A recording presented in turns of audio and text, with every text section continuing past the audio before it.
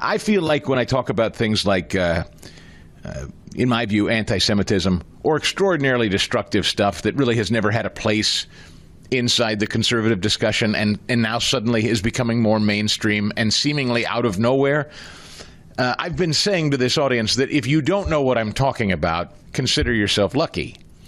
But if you're on social media a lot, odds are you probably know exactly what I'm talking about and who I'm talking about.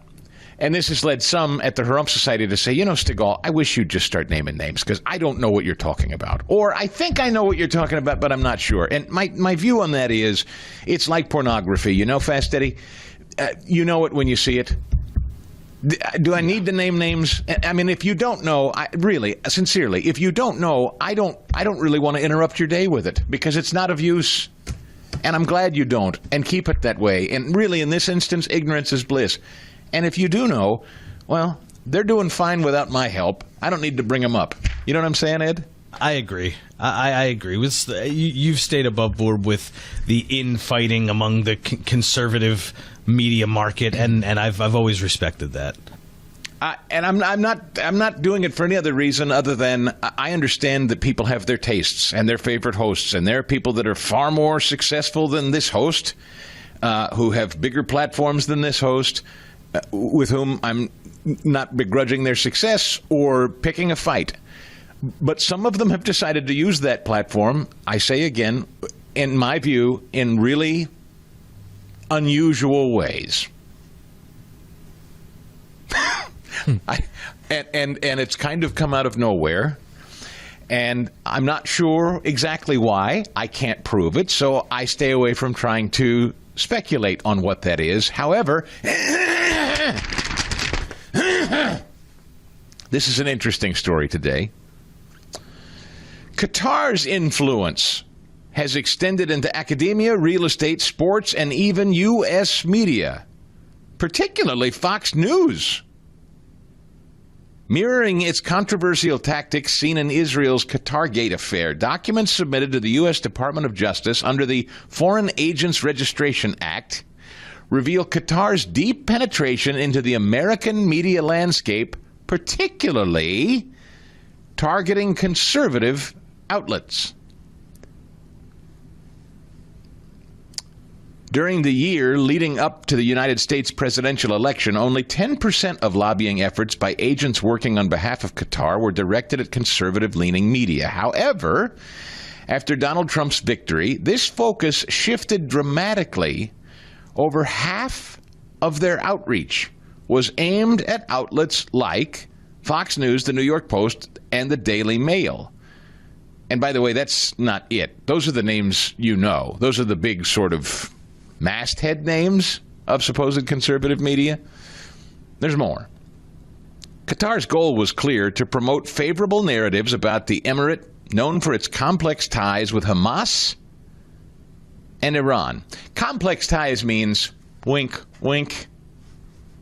Hey, pal, everything okay? I mean, we're really very upset with you and against what you do. Winking. That's Qatar's basic stance with these guys. And so, wanting to promote favorable narratives, the strategy appears to have yielded results. According to an investigation by the Washington Examiner, numerous instances were documented where lobbying efforts targeting American journalists were promptly followed by the publication of highly favorable articles about Qatar, sometimes within days. I would also say not just favorable about Qatar, but extraordinarily hostile to others who might, let's say, be neighbors. It's, Ed, said another way, they're not just spending money to make themselves look good to we Americans. They're also interested in maybe giving a hard time to some of their neighbors, if you pick up what I'm putting down. I think I got you, yeah. Now, again, I'm reading this from ynetnews.com, ynetnews.com, their business section. Somebody called Daniel Edelson has written this. Just so if you want to go read this and review this for yourself, I'm not making this up. I didn't pull this out of thin air. This is, again, a guy called Daniel Edelson at ynetnews.com. Qatar lobby reaches deep into U.S. conservative media. Documents show. All right, so the Washington Examiner documenting numerous instances where the lobbying efforts targeting American journalists were promptly followed by the publication of highly favorable articles about Qatar. One of the most notable successes was an interview with Tucker Carlson conducted with Qatar's prime minister. Garnered over 6 million views within hours of its release. This interview was a significant achievement for Qatar's public relations effort, coordinated by the American consulting firm Lumen8 Advisors. That's Lumen8 Advisors, the number 8. According to a contract filed under FARA, the firm receives a fixed monthly payment of $180,000 a month from the Qatari embassy in Washington for services including strategic communications, consulting, and media training. $180,000 a month a firm in Washington, D.C. receives from the Qatari embassy to simply place Qatari interests before American media. And that's not just of the left. That is people that you listen to every day. Maybe people that you've grown to trust and really listen to a lot. The contract also mandates that the firm dedicate 13 days a month to working directly with Qatar, typically in Doha, and be available on demand. Notably, the agreement specifies that the firm's president must travel in business or first class on Qatar Airways. Additionally, the contract forbids the firm from working with other governments in the Middle East or North Africa without Qatar's approval. That's quite powerful. I'd say that money comes with real strings, doesn't it? Tucker Carlson not the only target. On February 20th, a Fox News employee received a text message from a representative of this firm, another lobbying firm working on behalf of Qatar, suggesting a foreign policy story idea. Just 3 days later, Fox News published an article titled, "Qatar Stands Firm Against Iranian Pressure." And this goes on to lay out instances that maybe you have consumed if you're a regular news consumer of Qatar in a documented fashion, purchasing placement of ads or coverage in programming that you watch or listen to. Now listen, there's nothing about this. This is illegal. Ed, I'm not suggesting illegality or impropriety in terms of a transaction. I just think this is a new wrinkle that a lot on our side are not accustomed to hearing about, and I think you should be aware. That's all. You can do with the information what you want, but don't you think people should know what's going on?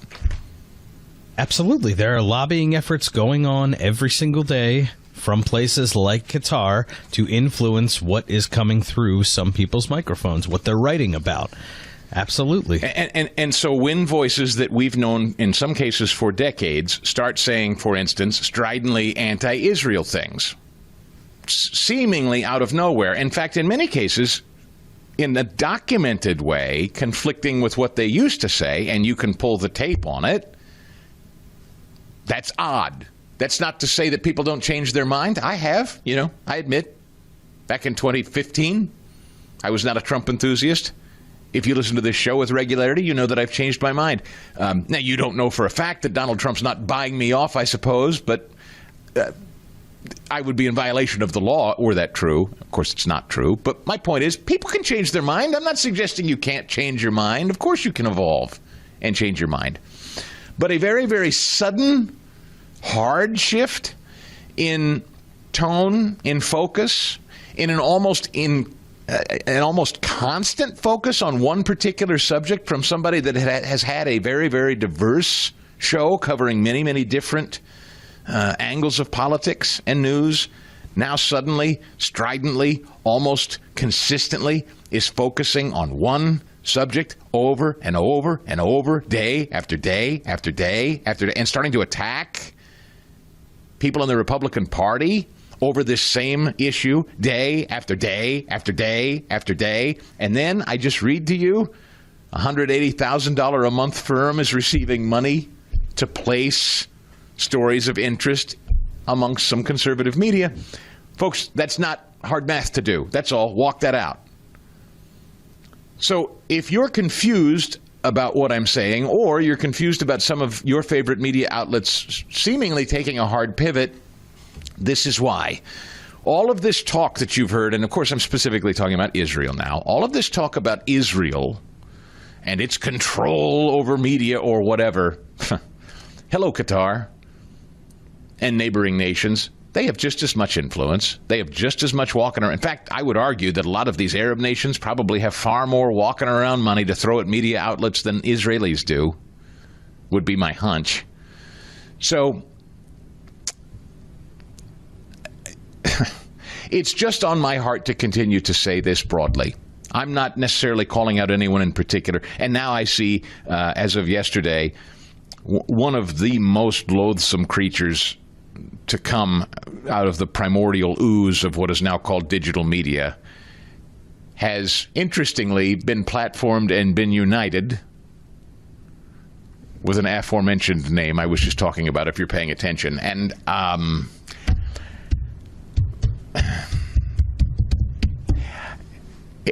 Ed, what do you do when someone of note who's been around for decades and is a well-known household name platforms a guy who's maybe one of the most loathsome human beings that you've ever come across? Now, free speech, God bless America and all of that, but what do you do with that?